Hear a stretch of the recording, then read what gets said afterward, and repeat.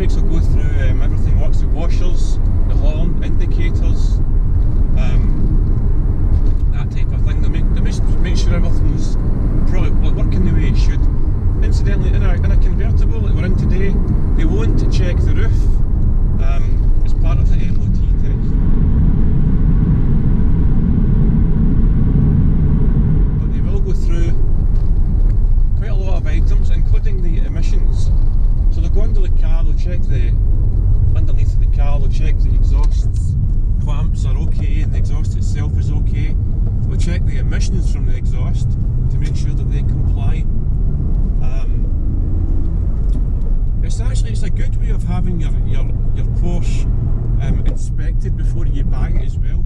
If you fancy some Porsche, but you know, for whatever reason you're not able to go through with a pre-purchase inspection, then having a pre-MOT inspection carried out at just about any garage is a good way of checking its roadworthiness, and an MOT check will ping up an awful lot of things that a professional inspection that is Porsche specific will also ping up. So that's something to bear in mind. You can take your Porsche to just about any garage to have an MOT check prior to purchase if you like. You don't need to take your Porsche to a Porsche specific garage to have the MOT done. It can be just about any garage that you know and that you trust, obviously. This road's quite bumpy here. So I would suggest before you take your Porsche for its MOT, I would suggest that you take it out for a quick run first, and that you make sure that the brake discs are free from any corrosion. Quite often Porsches are sort of left standing for a while, and that can sometimes make the brake discs corrode on the inside and the outside, and that's one of the most common MOT failures, is rusty brakes. And if your mechanic sees rusty discs, you know, that's a good call for them to try and, you know, to want to replace them, or potentially fail its MOT. So, you know, quite often the rusty discs are a result of the car standing, not through age. So that's probably the first thing I would say to you. Check that your car hasn't, if it's been standing for a while, or even if it's not been, just take your car for a quick spin. Make sure the brake discs are nice and clean before you take it to the garage for its MOT, and that should stop that being pinged up. Unless, of course, it actually does need brakes, and that's different.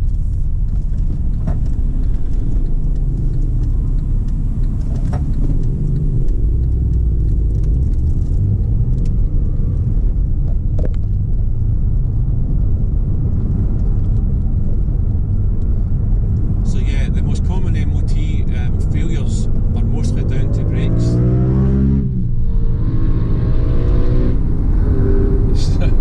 As you can see, it's a pretty popular road for bikers. So yeah, like I was saying, very common for brakes to be the cause of an MOT failure. Porsches can suffer other wee electrical MOT failures. There's a few items like relays and that kind of thing that are kind of Boxster, well, Porsche specific, that can cause MOT failures, but the vast majority of failures are down to the discs, to the brakes, and also suspension components in Porsches. So, you know, when a Porsche gets to a certain kind of mileage, maybe it's hard to say exactly what kind of mileage because it depends on how it's been driven. But generally, you could say that between 40,000 and 50,000 miles, you may start to notice some suspension wear and some items that require to be replaced. It can be bushes, it can be coffin arms. Here we go again.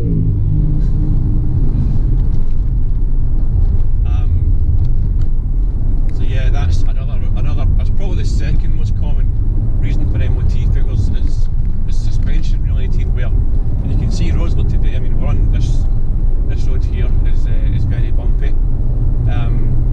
So you can, especially with the UK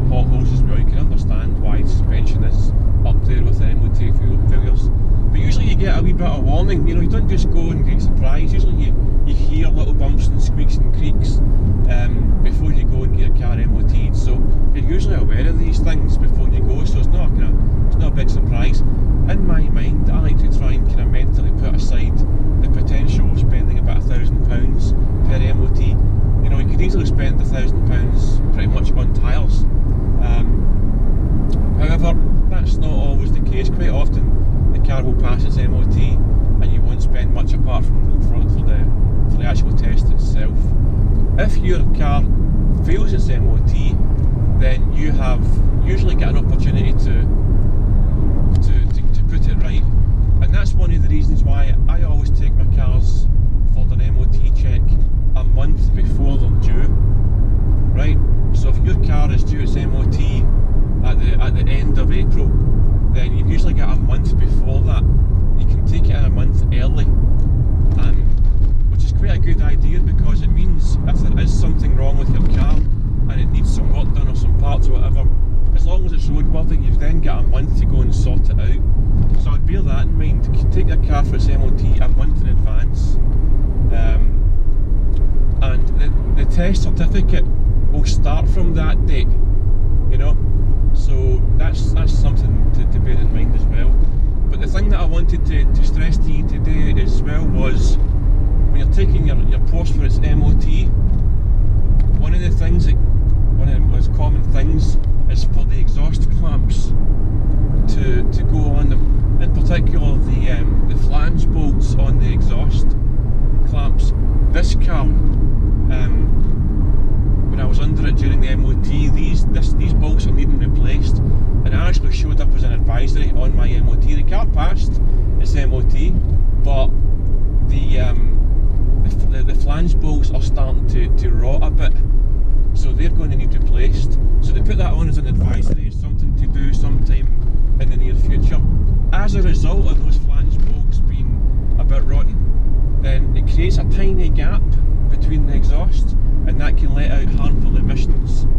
So that's another important reason why you want to get this seen to. As well as, you know, you don't want to be driving around somewhere and the exhaust suddenly blows because of these rotten flange bolts.